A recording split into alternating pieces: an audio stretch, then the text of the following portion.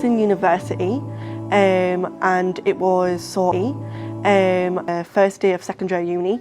There was the Islamic Society in the sort of, I wouldn't say a convention area, but it was loads of different stalls about uni, all the different societies. Yeah, open day, exactly. And on open day, I found the Islamic Society, and they started like taught me, and they were so welcoming, and they just started telling me more about Islam and stuff, and they had like little welcome days, and I went along to one of those, and also one of my friends also reverted. She didn't have a husband or anything, she just reverted off her own back, and she used to come over to my house and show me these videos of how Islam's the truth, and it really sort of resonated with me, and when I learned more about it, I realised that this is something I wanted to follow in my life. And then I met a sister, and she started telling me more about Islam and what it means to be a Muslim. And then I decided that I did want to be a Muslim, a practicing Muslim, and she taught me how to pray, and she taught me the basics of prayer, and she taught me sort of the fundamentals of Islam. And then I decided that when I went into university, I wanted people to know that I was Muslim.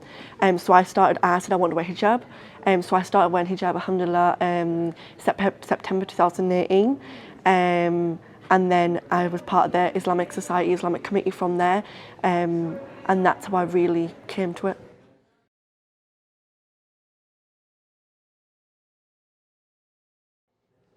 When I first reverted, I didn't tell my dad at first, because my dad is an extremely Islamophobic person, and I had one of the major struggles for me was that I was new, so I wanted to please Allah, but I also loved my dad, and I also wanted to please my dad. So what I used to do was I would, at my house where I lived, I would wear hijab, I would wear baya at university. When I would go home, I would take it off. I'd just look like a normal white British girl and go home. And one of the really hard things with that was I had almost like a split identity. And also when I was at home, you had those kind of temptations of, there's alcohol there, maybe the food there isn't halal, and you're thinking, oh, I'm hungry, they're having that, I want to eat that, So that was quite hard. And the more I got familiar with Islam, and the more I started to love it, the more I started to not go home, avoid going home, because I hated taking off my hijab, and I hated also lying to my dad, and it was so hard that I just stopped going home, and I used to cry all the time, and it was very hard, because it was this fact of I'm lying to my dad, and I'm displeasing him because I'm doing something that he hates. Yes. But I love it, and it makes me a better person, And so it was really hard. And one day it was Ramadan, and I bumped into my dad. I was out in where I used to live at home, so I didn't have my hijab on. And my dad said that, I want you to come over, I haven't seen you in ages. And then I started thinking, I reflected, I thought if I go home, I'll be tempted to eat. If I go home, I won't pray. I won't be able to do, my night prayers. And so that night I decided to tell my dad. And when I told my dad, obviously I was mentally prepared for the kind of response I was going to get. And yeah, I went to the retreat. I went to the Aira retreat 2 years ago, and through that, when I first went there, I hadn't came out to my dad that I was Muslim. I wasn't but now on this retreat now, I shouldn't really say it came out, should I? But I have sort of revealed and told my parents that I'm Muslim, and that was one of the biggest struggles when I first told my dad. It was a lot of hate, it was a lot of misconceptions, a lot of almost racism, Islamophobia, and you do think at that time, I'm never going to get a relationship. I'm never going to repair this relationship. My dad's going to hate me. And in Islam, you're supposed to love your parents and have those relationships with your parents. But how can you have those relationships when your parents hate your religion and stuff? But alhamdulillah, over the years, my dad has definitely not learned to accept it. But my relationship with my dad is now sort of not tolerant, but civil. So I did have to distance myself a little bit because of the person he was, but we do have sort of conversations rarely where he is still proud of me, but unfortunately he's not proud of my religion. But he's still proud of me, and he loves me. And also another sort of thing that is quite difficult is that when I first reverted, they'd try and turn me on the wrong path, and they'd sort of say, why don't you go back to the old you, like you used to drink and you used to do this, like why can't you, when are you going to turn back? And it took them a long time, and it took a lot of strength for me to say to them, this is who I am now, I'm not that person anymore, and I'm not going to turn back. And since then I've not took my hijab off at all.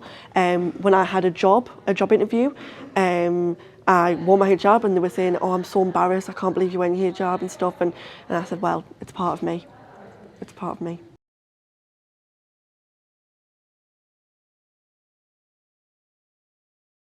I would say just, I know it sounds a little bit cheesy, but just follow your heart, do your research, find the truth.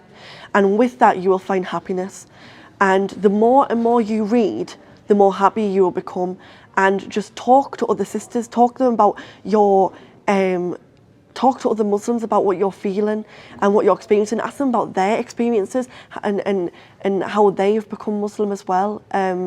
All I'd say is that don't be scared to do things. You know, if this is the truth, then you should follow it, and you should always look to better yourself. Yeah, and also one last thing: don't be scared to wear the hijab. Don't be scared to wear the hijab, just put it on. Wearing the hijab is the best thing I have done in my life, wallahi. Best thing. I love my hijab.